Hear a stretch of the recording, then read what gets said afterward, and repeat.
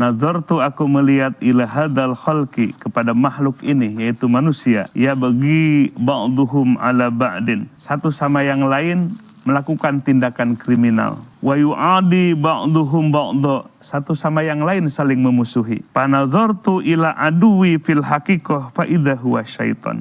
Maka aku berpikir bahwa sesungguhnya musuhku adalah setan. Wa qad qala Allah Ta'ala azza wa jal, inna syaitana lakum aduun fattakhidhuhu aduwa.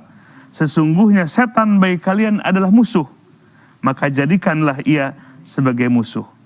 Fa'adaituhu, maka aku memusuhi setan.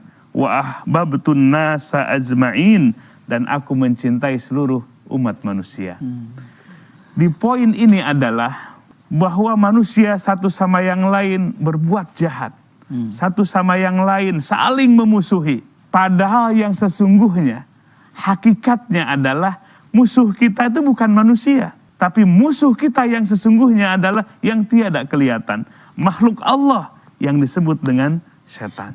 Maka Hatim Al-Asam menjadikan setan sebagai musuhnya, sehingga aku memusuhinya dengan cara meninggalkan apa yang menjadi langkah-langkah setan, kemudian aku mencintai semua umat manusia. Jadi kalau kita sudah meyakini dan hakikatnya musuh kita yang harus kita lawan adalah setan, tidak ada alasan untuk saling memusuhi satu sama yang lain. Sehingga akan tumbuh dalam hatinya mahabbah, kecintaan kepada semua umat manusia. Maka dalam ilmu tasawuf, kita jangan membenci orang yang berbuat dosa. Kita jangan membenci orang yang berbuat jahat. Yang harus kita benci adalah kejahatan dan kemaksiatannya. Justru kita harus menyayangi orang yang berbuat dosa dengan cara menasehatinya. Kita harus mencintai orang yang berbuat jahat dengan cara menolaknya. Ini adalah sikap dari seseorang yang belajar ilmu tasawuf. Jadi contoh, kalau misalnya ini lagi musim banjir ini, orang kena hanyut, jangan benci orang yang hanyut, bencilah hanyutnya. Kalau kita membenci orang yang hanyut, berarti kita sama saja dengan membunuh mereka. Tapi yang harus kita benci adalah hanyutnya. Jadi jangan membenci orang yang berbuat dosanya, tapi bencilah dosanya. Nah, ini adalah sikap dari ilmu tasawuf.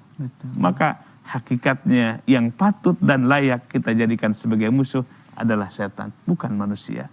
Sehingga akan melahirkan jiwa yang mencintai sesama, mencintai sesama anak bangsa, yang mencintai sesama manusia. Dan tidak ada alasan, tidak ada dalil, tidak ada yang menunjukkan kebolehan kita membenci, apalagi memusuhi sesama manusia. Karena manusia adalah makhluk yang dimuliakan oleh Allah Subhanahu wa Ta'ala. Bukan karena perbedaan sukunya, bukan karena perbedaan agama dan keyakinannya. Tidak ada alasan untuk saling membenci dan saling memusuhi.